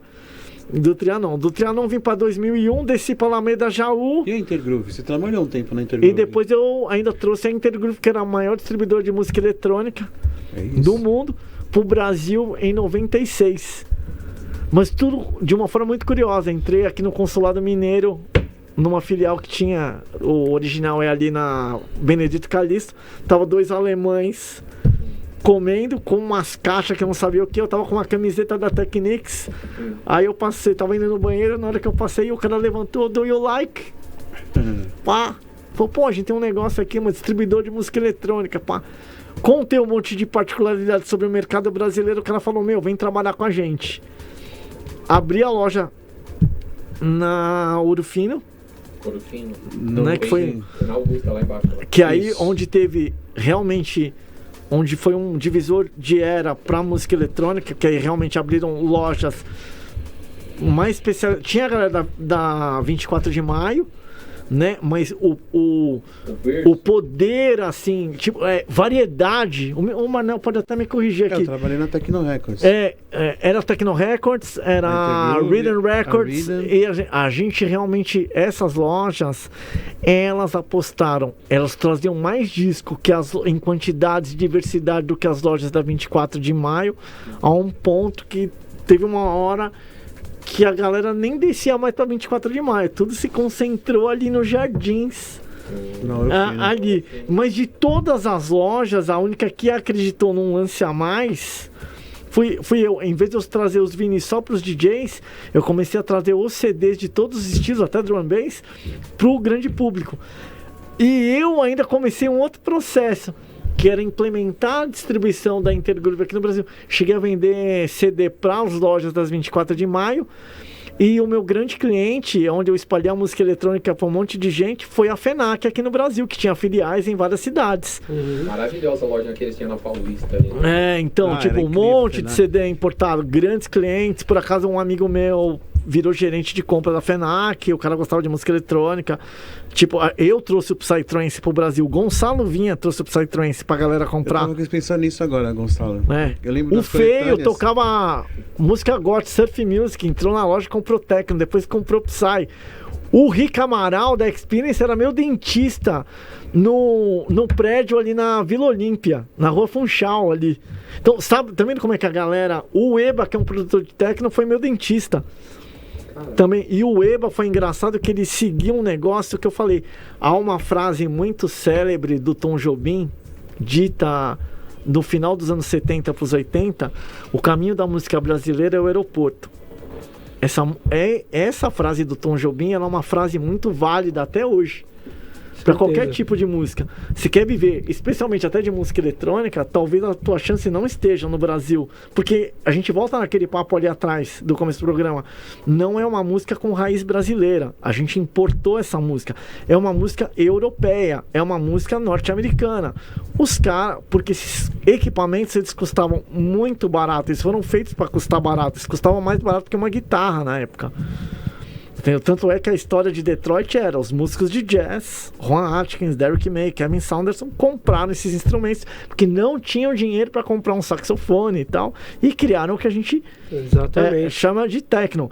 E mesmo eles foram influenciados por música eletrônica alemã, Kraftwerk, que influenciou hip hop, rap, né? Tá tudo ali interligado. Então não adianta. Eu acho que realmente o grande passo dentro da música eletrônica no Brasil, ele foi dado com o drum and bass, que realmente conseguiu colocar uma pegada brasileira no negócio e que agradou os gringos. O resto, me perdoem, todas as tudo que você ouve de Vintage Culture, de Cat Dealers, que a gente falou que na verdade para mim é uma releitura de Armando Van Helden. Cara, tudo não é que não são, eles têm uma originalidade dentro do autoral, do trabalho autoral, mas eles são sons internacionais. Por isso que também Mochak estão no circuito internacional e agora, se Deus quiser, o Alok também vai trilhar esse caminho internacional com as músicas dele. Se há um marco, se há um agradecimento a falar em termos de dance music no Brasil, é a galera do drum and bass. É verdade. Foram os únicos. Incluo aqui o Manel.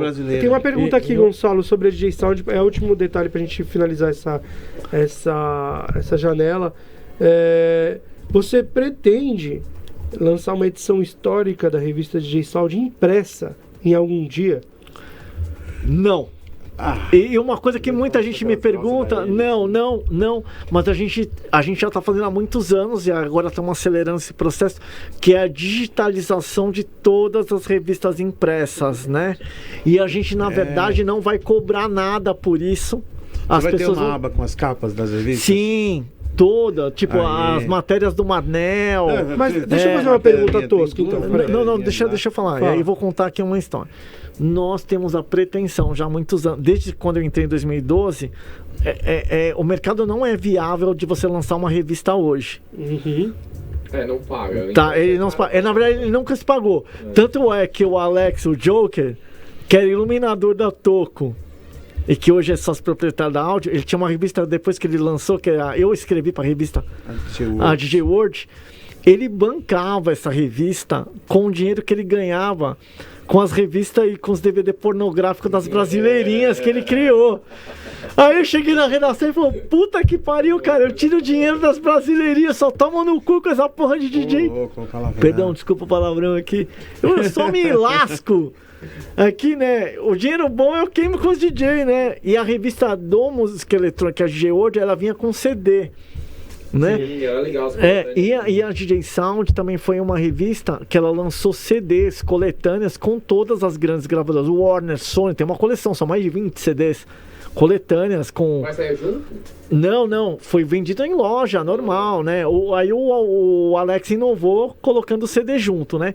E aí o que a gente tem de... A gente tem 2 projetos. Um que já está em curso, que é a digitalização das revistas, que já começou antes de 2010. É um trabalho super hercúleo. É pegado página por página. É difícil pra caramba. Ali fazer. E a minha ideia, eu acho que a gente precisa ter um balizador de mercado. Hoje, em tempos digitais, é muito legal você ter uma coisa impressa. A mesma coisa que um artista... no tempo de streaming... Música no Beatport tem um disco de vinil. Pô, a gente sabe como é legal isso.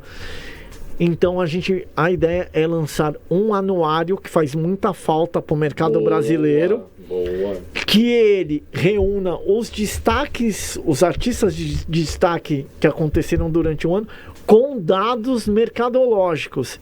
E isso seria uma edição impressa com uma capa bacana. É um negócio para você deixar na estante ou na mesa ali. Não vai ser um negócio que, digamos assim, vai ter um preço muito acessível, mas assim, ele vai ter uma funcionalidade. A revista um monte de gente jogou fora e quer, ou se perderam, não. Esse é um negócio que o cara vai ligar. Ele vai ser um balizador de mercado. Uma coisa que eu acho que falta no nosso mercado, que a DJ Sound cumpria muito bem o papel, e que nenhuma outra revista, porque também a gente teve, além da DJ World, a gente teve poucas revistas. Teve uma revista até da Editora Abril, que os caras cortaram logo, que a Cláudia Seff estava até na frente da revista. Teve 4 ou 5 edições, porque não dava grana. A Abril falou, não vou fazer mais isso. Tá certo. Não é? Mas os charts, a gente com tanto artista despontando, com tanta música saindo, eu sinto falta de um chart. De um chart até dentro das próprias plataformas de música eletrônica.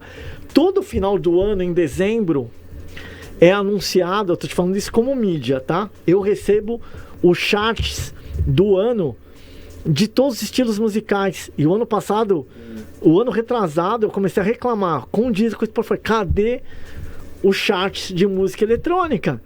Por que não recebe? Cara, com tanto artista, você acha que não tem o Alok, o Vintage hoje tem milhões de seguidores na página dele. O Alok também muitos seguidores. Se vocês terem uma ideia, que a coisa aqui no Brasil, que são anomalias, como eu falo, né? Eu vou dar 3. Primeiro, Information Society, só estourou no Brasil. A Rá tem um dos maiores públicos aqui no Brasil também, né? E o Swedish House Mafia, o maior público do Spotify, de ouvintes do Spotify, é brasileiro. Caraca. Isso eu fiquei sabendo no Tomorrowland, do ano retrasado. Eu não sabia. Os próprios caras falaram, cara, e o show deles aqui, quando vem, não vende ingresso. O promotor que faz Swedish House Mafia leva, ó, aqui. Então, tipo assim, tem umas coisas muito estranhas. É um mercado... O Edo até falou essa palavra, num vídeo que eu vi até uns dias atrás nas redes sociais dele. Aqui é um mercado muito particular, muito diferente do que você vê lá fora, né? o Marnel, outros, o próprio Aaron aqui, né, investindo. Aqui faltam iniciativas, mas, cara, você fazer uma iniciativa qualquer, você paga um preço. Você se lasca pra cacete, né? Já me lasquei pra... às vezes a gente gasta... Não é nem grana, porque eu não gastei dinheiro. Eu investi em mim mesmo, em coisas pra mim. Mas você investiu o tempo, ele não volta pra nenhum ser humano, certo? Mas aqui, uma raiva que eu tenho, aqui pro mercado brasileiro, é que o mercado aqui não se desenvolveu. Em 30 anos, a gente tem um negócio muito triste, o mercado não se desenvolveu. Você só tem duas variáveis aqui no mercado, você só tem 2 frentes de trabalho. O booker, que é o cara que vende os artistas e já não quer saber mais de fazer artista, que ele já quer vender coisa feita igual gravadora, e o produtor de eventos. Cadê a valorização do designer? Cadê a valorização do engenheiro de som de dance music? Cadê a valorização dos selos? Não se faz negócio com isso. Esse mercado é um mercado bilionário lá fora. Bilionário lá fora. Eu deixei de trabalhar com 3 grandes selos lá fora, que eles queriam meu trabalho, porque eu conheço o mercado aqui do Brasil. Então, tipo assim, o cara, é possível viver de música no Brasil? Porque aqui a gente tem particularidade de trabalho. Às vezes você pode até não trabalhar diretamente para o mercado brasileiro, mas o que você gerar aqui, você pode trabalhar para uma grande empresa do lado de fora, porque especialmente quem viveu isso. Hoje eu sou um especialista nesse segmento no Brasil. Eu, como fui artista, eu sou artista, eu sou mídia, eu sou um para-raio de news. Se eu falar aqui coisas que eu sei... O dia que eu quiser caguetar todo mundo, é um livro de capa preta, eu pego o avião e vou embora. Faz uma DJ... Sei quem namorou quem, quem comeu quem não sei o quê. Faz uma DJ Sound e tal.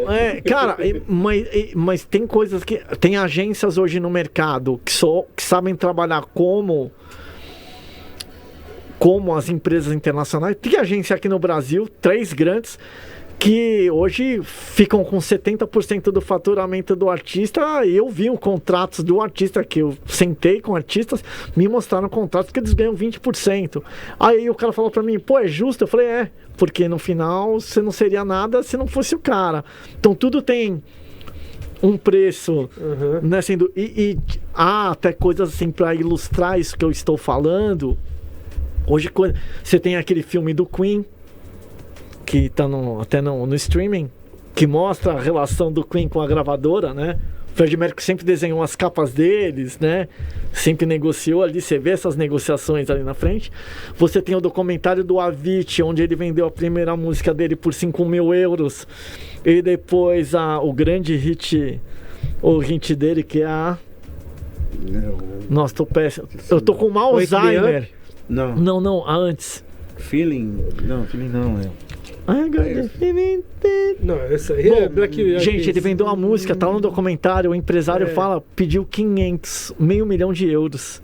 Quer dizer, um artista que saiu do quarto dele, vendeu uma música de 5.000 euros e vender não, ele pediu um adiantamento de $500 milhão, depois ele ainda ganhou $1 milhão, depois ele ainda ganhou royalties.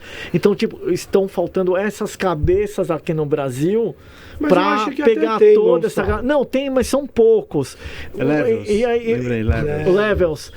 O que acontece aqui é ignorado até por essas pessoas que estão no poder dessa indústria, que estão liderando essa indústria, né? Essas pessoas, elas aqui no Brasil tem um negócio que não tem lá fora, porque eu morei lá fora, eu vivi nos Estados Unidos, eu vivi na Europa, na Alemanha, eu vivi um tempo na Inglaterra, eu posso te falar. Tem uma coisa aqui no Brasil que é muito diferente lá fora, e é um ranço do brasileiro, e eu acho isso muito negativo. E eu não tenho isso, o Manel também não tem isso nele, ele vai entender o que eu vou falar agora. Ninguém aqui, dessa galera que está hoje nas lideranças, e eu me incluo até nessa liderança como mídia, que eu tenho essa responsabilidade, eu me importo com a galera nova, com os novos, certo? são esses artistas novos que vão alimentar o futuro, que vão fazer a cena continuar rodando. Sim. O Marnel ajudou um monte de gente. Eu te falo aqui vários nomes de pessoas que ajudaram e também pessoas que lascaram esse meio, fizeram umas panelas e trancaram. E tinham a obrigação até moral, divina até de ajudar, de pegar a galera e não pegaram, né? Então a galera vive aqui muito o presente, o dia a dia e fazendo deles, eles não compartilham. A cena lá fora, você pega artistas como Tiesto, Armin van Buuren, esses caras sempre... Por que eles estão até hoje andando? Porque eles pegam a galera nova e levam com eles. Uma coisa que a DJ Sound, até falei com a Aaron hoje de tarde, que ela tem, que nenhum outro veículo de música eletrônica, alô, não tem, eu sei dar valor pro Marnel, que foi também um dos pioneiros disso, para toda aquela galera que veio antes, e eu dou espaço pros novos. Os outros veículos, alô, só dão espaço pros novos. Ninguém sabe quem é o Marnel, ninguém sabe quem é o Mau, que eu não posso deixar essa história se perder. Aí é onde entra aquele negócio do propósito, entendeu? Então, se você entra na DJ Sound, no site, nas redes sociais, eu tenho... cara, eu tenho uma notícia do Marnel, tenho uma notícia do Aaron e de um artista novo. Os outros são totalmente focados nos novos. Eu acho que você tem de dar espaço para os novos, mas essa galera nova também tem de saber... Alô, Camilo, a música eletrônica não começou em 97 no Brasil. Tem muita coisa que veio atrás. Então acho que eu tenho uma obrigação Sim. de ajudar. E nesse tempo de ajudar... Aí é uma coisa, agora o Marnel aqui, ele deixou de se ajudar ele gastou uma energia em ajudar os outros e tirou o foco da carreira dele. Então isso que eu falo, tipo, nós pagamos um preço, se você pudesse voltar no tempo e nenhuma pessoa pode voltar no tempo, talvez algumas pessoas que poderiam estar hoje no mercado não estão no mercado. E uma coisa até que foi legal, assim, até para música eletrônica no Brasil, muitos podem até me odiar pelo que eu tô falando, a pandemia foi um benefício. Foi uma seleção natural. Caramba, agora até escutei a voz do Bolsonaro agora. Porque foi uma seleção natural. Porque quem é guerreiro tá aqui, que nem o Marnel, o Aaron tá aqui, tem outros, e outros realmente, cara, não tem. Cara, você vê o Bunnies com a escola dele. Sentido? Não, pelo amor de Deus, hein, gente? Não no sentido da doença, de morte e tal. Você tá falando no sentido profissional, lógico. Porque muitos realmente viram que aquilo foi o prego final, né? O prego já tava... Eu acho que... O prego já tava lá. A pandemia, eu acho que... depois veio o martelo. Cara, não posso mais viver disso, né? E outra coisa, hoje o artista também é muito imediatista e ele esquece que aqueles artistas... Eu me incluo, a jornada do Marnel e mesmo a dos grandes nomes, você vê hoje entrevistas de Jeff Mills, Richie Houghton, do próprio Tiesto. Cara, esses caras demoraram de 15 a 20 anos para eles serem o que eles são hoje. Então, tipo, hoje o que você tem, na minha visão, na minha jornada, na jornada do Marnel, pessoas como nós e até com esses caras que hoje são referência internacional, Carl Cox e tal, você tem com eles, e no que eles dizem, no que eles representam, um atalho. Essa geração nova, ela tem um atalho que a gente não teve. Então, tipo assim, hoje pra mim, um artista que senta comigo e que senta numa gravadora que nem a Universal, cara, eu pergunto pra ele aonde você quer estar em 5 anos, e se esse cara não me responder essa pergunta, ele não vai trabalhar comigo. Eu faço ele, em vez de eu vender um cenário positivo para ele, eu faço ele entrar dentro dele, porque é aquele momento de euforia e tal, mas ele não entende que ele tem de entregar um tempo dele, dedicação, disciplina que eu sempre tive. Eu colhi meus frutos dentro desse segmento, cara, eu abri mão, sei lá, de namorar, de jogar bola, como eu falei lá atrás. Cara, eu comecei a namorar com 18 anos, cara. Mas a música, você não acha que ela foi no Brasil também criada da seguinte forma? É muito cada um? Tipo, não tinha faculdade naquela época. Não tem, hoje tem. Então, tipo, algumas pessoas sacaram isso, tipo, a gente como revista, o Bunnies como escola, hoje tem cursos, hoje tem... quer dizer, então, tipo assim, mas eu falando com o Bunnies, há um grande problema. ele tem um leque de alunos, né? Porém, ele me disse, cara, eu vivi picos. Quando o David Guetta explodiu no mundo inteiro, eu tive um pico de alunos. Quando o Alok explodiu, eu tive picos de alunos. A pergunta do Bunnies hoje, de hoje, é... Quando vai surgir o próximo Alok para eu ter um pico novo? Porque hoje o Manel também aqui é professor e tem um negócio muito legal na nossa época, para você ver como também a gente tá se queixando até de barriga cheia. São vários contrapontos que não dá aqui para... Eu tenho de voltar aqui de novo. Aqui. Porque é o seguinte, a nossa vida melhorou. Eu te falei que a gente pagava num CD, o cliente final, $50. O Manel sabe quanto ele gastava nos discos. Em proporção do salário que ele ganhava, ele consumia muito e ainda consome. Muita dessa galera da nossa época, que a gente começou com 14, 15, 16, 18 anos, essa galera hoje está acima dos 45 anos. Essa galera hoje já estabilizou. E o que o Manel tem lá hoje era o cara que não podia nem comprar uma Technics na época, que era um item de luxo na época. Hoje ele compra uma controladora. Hoje ele quer comprar um disco. Eu mesmo hoje compro discos pagando triplo do valor da época, mesmo no câmbio. Porque eu na época, eu me limitava a comprar um X número, porque eu tinha outras despesas. Eu não tinha realmente dinheiro. Eu dava um disco por semana pro Murphy, pro DJ. O Murphy era office boy da DJ World, que era uma revista A revista do Moncler Washington, que eu também fui redator-chefe. A DJ World? Do mesmo cara das brasileirinhas. Não. Tivemos a DJ World do Alexandre. Como é que era? Night World? Não lembro. Ô, Moncler, eu tô com Alzheimer, que eu não tô lembrando das coisas do... Bom, mas o que eu quero dizer? O dono da DJ World era o dono das brasileirinhas. Que era o Alex, o Joker.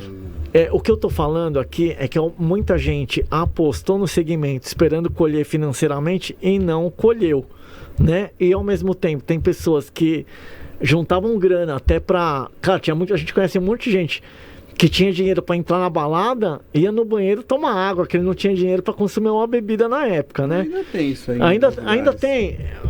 Mas, cara, o negócio era mais crítico antes, né? Assim, e hoje essa galera, ele tá comprando a controladora, ele vai fazer um curso com o Manel pra ele ter uma satisfação pessoal, nem que ele toque ali no churrasco pros amigos. Essa satisfação pessoal são todas as idades, não é alguém que é mais novo, não. Eu tenho um aluno lá de 14 anos, como tem um aluno de 60, 70 anos. Você tem um assalariado no curso e você tem o Playboy lá comprando, entendeu? E eu não vejo nada disso com maus olhos, porque sabe um negócio bacana? São sonhos, cara. São sonhos, e sonhos não tem preço, né? Você quer realizar eles a qualquer custo. A minha avó faleceu com 96 anos. E um dia foi quando eu vi o impacto disso, quando a gente estava falando lá no começo do programa, que eu acho que a gente nunca imaginava onde o DJ ia chegar. Eu tava com eu tenho duas situações muito marcantes. Uma com uma faxineira aqui no AMB, no final do Sonar Festival, e a minha avó. Eu cheguei pra minha avó, eu tava com uma revista Mix Mag, eu tinha saído de Londres, fui pra Portugal, minha avó morava lá, e eu tinha uma Mix Mag que tava o David Guetta na capa, né? E eu deixei assim em cima do sofá. A minha avó olhou, isso aí não é o francês? O David Guetta? Falei, vó, conhece? Claro! E a tiazinha aqui, eu tava com uma Mix Mag, olha que essa capa da Mix Mag, o David Guetta na capa, ela foi replicada aqui no Brasil, quando a Mix Mag saía impressa. A tiazinha tava limpando lá o AMB e a gente tava recolhendo as revistas pra colocar de novo na picape pra levar embora o que sobrou, que a gente tava distribuindo. Ela, eu posso pegar uma revista dessa? Eu sou fã do David Guetta. Cara, a tiazinha da faxina, a minha avó, são dois... Cara, aí você vê que um negócio do DJ